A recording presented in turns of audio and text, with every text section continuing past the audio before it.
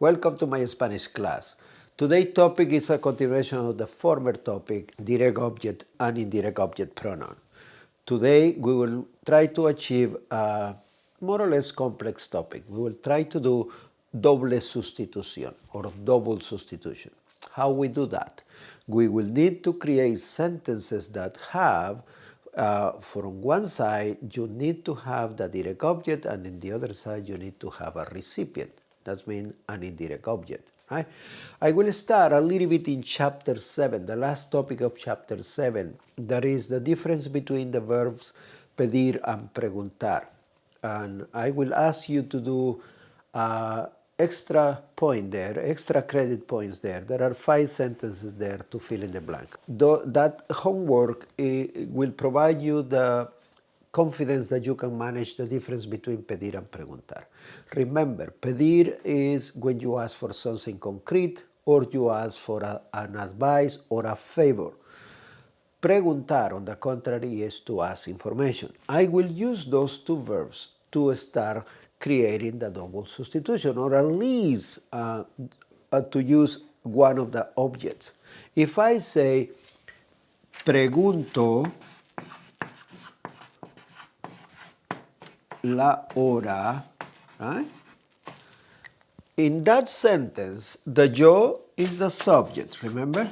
And I don't need that subject because it's in the conjugation, the subject is implied. So this is the verb, right? And here I have la hora. That's the complement, remember? What kind of complement is this? In this case, this complement is a direct object, right? This is a direct object, right? I can ask, how I know that? I can ask the complement what? And remember, every single time that you ask to the complement what and you have an answer for that, that's your direct object. Now it's feminine singular, so the substitution of that will be la, right? But notice that in this sentence I don't have a recipient. I am not doing anything that I can give this thing to a person that received the direct object. So this sentence cannot have double substitution. This sentence only can have a single substitution. And how that will be? Substituting the direct object and saying la pregunto. Right? The topic today is not to do this. The topic today is to do something else, to have a recipient in the sentence, right? So why I am starting here? Because I want you to notice that not all the sentences are subject to have a double substitution. In order to do that, you need to have a direct object and you need to have an indirect object, meaning a recipient. So let's go back to the basic sentence that we did last time. If I say compro una casa para mi mamá, right? I will move mamá here, right? Compro una casa para mi mamá. Remember, you can phrase those sentences in 2 ways. You can use the preposition para, we studied that last class, and para mi mamá here is the person that is receiving what? The direct object. What is the direct object in this sentence? Una casa. So the subject is not written because it's implying the verb, right? So compro is a verb. Una casa is the direct object, right? Para mi mamá will be the indirect object, right? Remember that every single time that you use para, you cannot use an indirect object pronoun. Another way to phrase this sentence, remember, you can say, le compro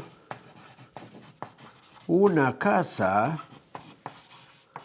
a mi mamá. I hope that you remember this difference. Every single time that you have an indirect object pronoun, third person, singular or plural, in this case is singular, le, I have to make explicit the indirect object pronoun. That's being very redundant. Remember, that's possible in Spanish, it's allowed, and in this case, third person, singular or plural is not only allowed, it's necessary to do that, because le can call into confusion. In both cases, even if you are writing this type of sentence using the preposition para, or if you are writing the sentence using the indirect object pronoun plus the indirect object, you can do a double substitution. Why is that? Because you have the two elements that you need in order to do a double substitution. You have an indirect object and you have a direct object. So how we do that, and this is the topic today. We start backwards. Always in Spanish you will start backwards. You will start by the end. What do you have at the end? You have the indirect object. In this case, the second sentence, you already have the indirect object pronoun. You already have le. So you don't have to worry about the indirect object. Right? Then what is next? Next you have the direct object. Right? The do.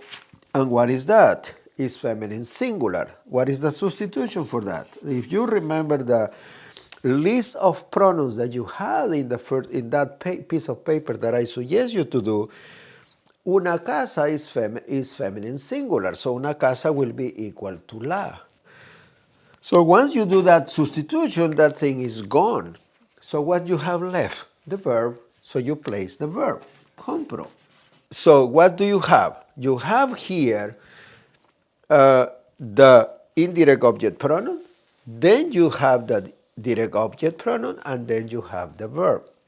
Now, in this particular case, it's very unique because every single time, and this is something special, and that's why I want to use this kind of improvised board. Every single time that you have an indirect object pronoun third person, right? Either singular or plural, you will have to do something else. This is like a step A. This is not the right answer, by the way. The right answer will come in step B, right?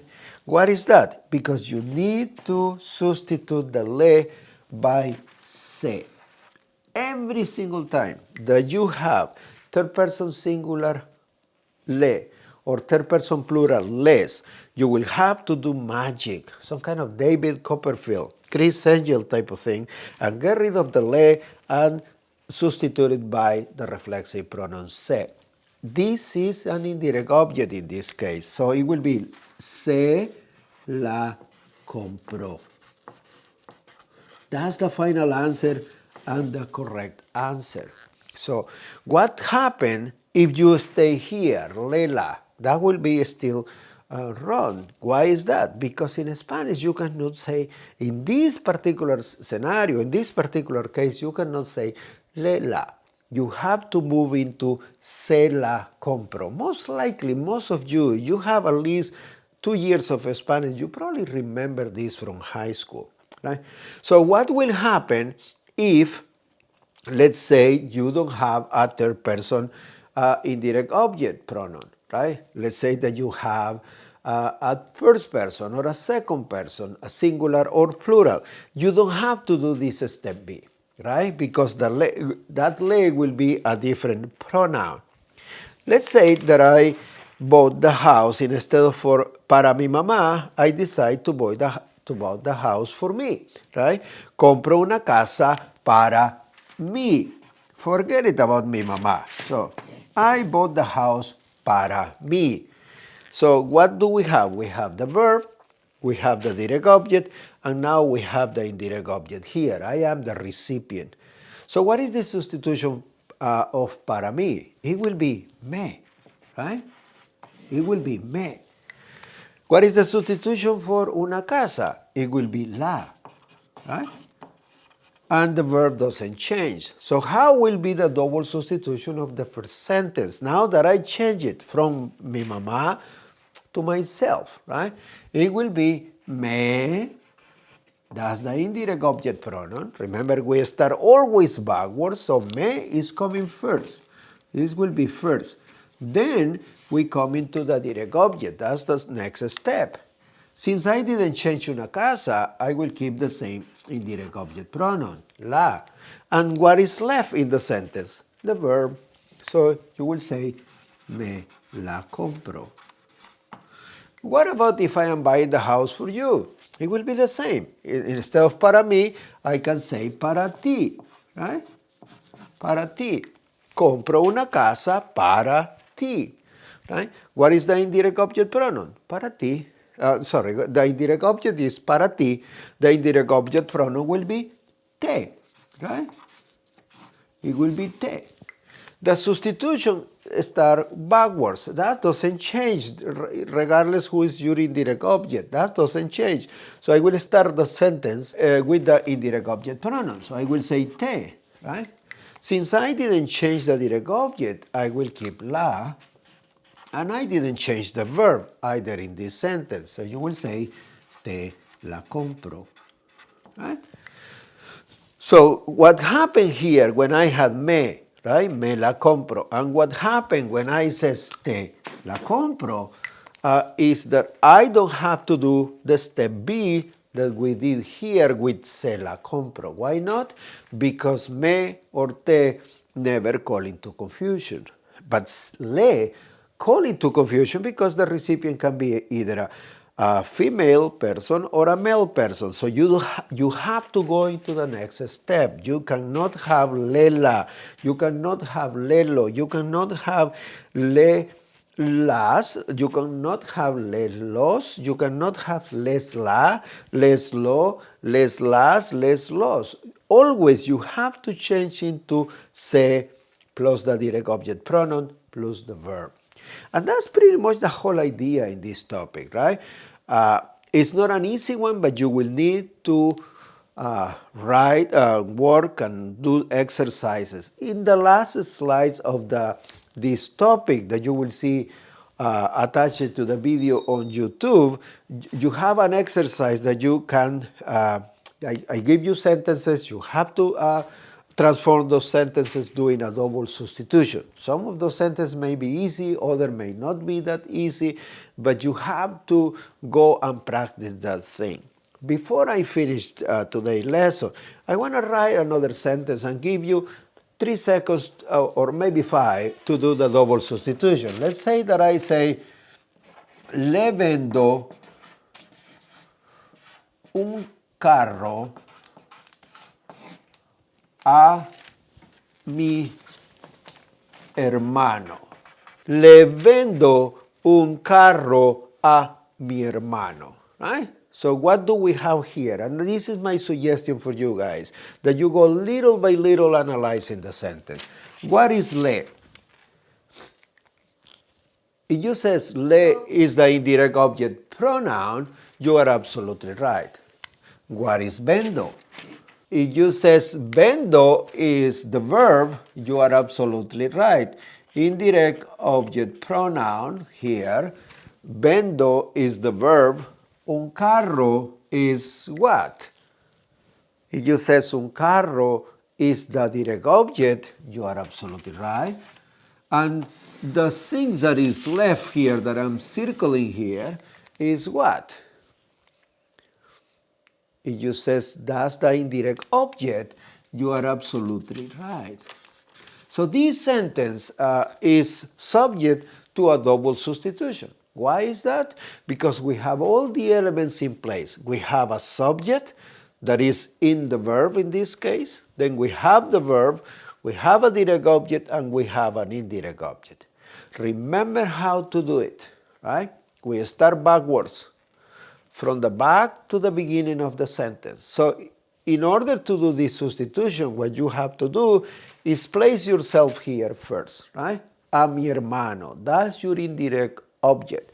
Now in this sentence, you already have the indirect object pronoun, right? So you don't have to do anything except probably cross it out, right? So you start the sentence here, you already have it. What is next for you?